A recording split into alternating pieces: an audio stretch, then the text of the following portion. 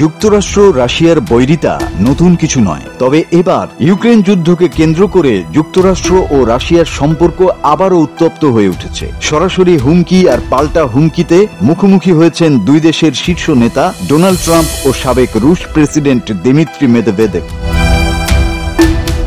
সম্প্রতি রাশিয়ার সাবেক প্রেসিডেন্ট ও বর্তমান নিরাপত্তা পরিষদের উপপ্রধান দিমিত্রি মেদভেদেভ একটি বার্তায় হুঁশিয়ারি উচ্চারণ করে বলেন, ইউক্রেন যুদ্ধ বন্ধ না হলে রাশিয়ার বিরুদ্ধে ট্রাম্পের আরোপিত নিষেধাজ্ঞার জবাবে যুক্তরাষ্ট্রকে কঠোরভাবে মোকাবেলা করা হবে। এই বক্তব্যকে চরম উস্কানিমূলক আখ্যা দিয়ে পাল্টা ব্যবস্থা নেন ট্রাম্প। নিজের ট্রুথ সোশ্যাল অ্যাকাউন্টে দেয়া পোস্টে তিনি জানান, রাশিয়ার নিকটবর্তী প্রয়োজনীয় অঞ্চলগুলোতে দুটি পারমাণবিক সাবমেরিন মোতায়েনের নির্দেশ দিয়েছেন তিনি। যদিও এর অবস্থান বা সাবমেরিনগুলোতে পারমাণবিক অস্ত্র রয়েছে কিনা তা স্পষ্ট করেননি। ট্রাম্প বলেন, বিপজ্জনক কিছু যেন সত্যি না ঘটে সেই সতর্কতা থেকেই এই সিদ্ধান্ত।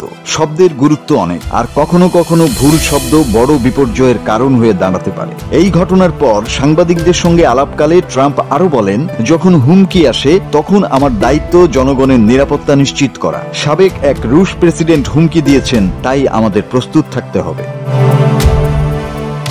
এই বক্তব্যের পরই মস্কোর শেয়ার বাজারে বড় রকমের ধস নামে। তবে এখন পর্যন্ত ক্রেমলিনের পক্ষ থেকে কোনো আনুষ্ঠানিক প্রতিক্রিয়া জানানো হয়নি। এদিকে এই ঘটনাকে কেন্দ্র করে ট্রাম্প ও মেদভেদেভ সামাজিক মাধ্যমে একে অপরকে ব্যক্তিগতভাবে আক্রমণ করতেও ছাড়েননি। ট্রাম্প মেদভেদেভকে ব্যর্থ সাবেক প্রেসিডেন্ট বলে কটাক্ষ করেন, আর মেদভেদেভ পাল্টা বলেন, ট্রাম্প এখন রাশিয়ার সঙ্গে আল্টিমেটামের খেলা খেলছেন, প্রতিটি হুমকি যুদ্ধের দিকেই নিয়ে যাচ্ছে। মেদভেদেভ তার মন্তব্যে ডেড হ্যান্ড শব্দটিও ব্যবহার করেন, যা সামরিক বিশেষজ্ঞদের মতে রাশিয়ার স্বয়ংক্রিয় পারমাণবিক প্রতিশোধ ব্যবস্থা। অর্থাৎ যদি রাশিয়ার কমান্ড ভেঙে পড়ে, এই ব্যবস্থাই পারমাণবিক জবাব দেবে।